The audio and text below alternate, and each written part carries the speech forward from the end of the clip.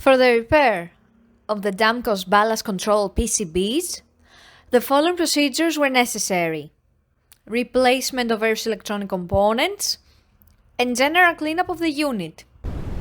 For testing, we add a 24-volt DC power supply and we see that the unit reacts and the LED indicators light up.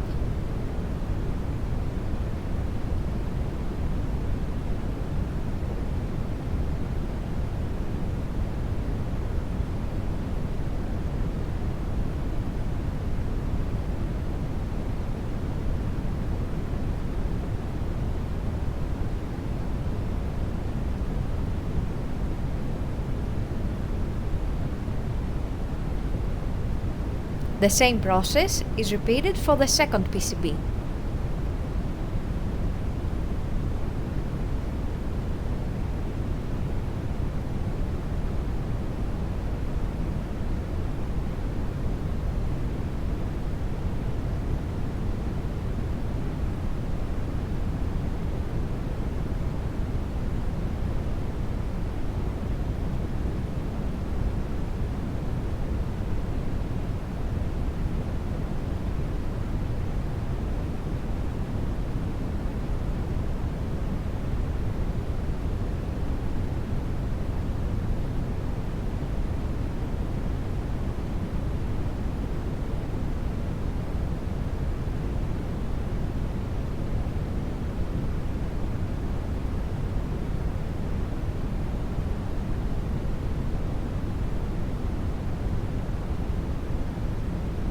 No further testing is possible due to lack of additional units.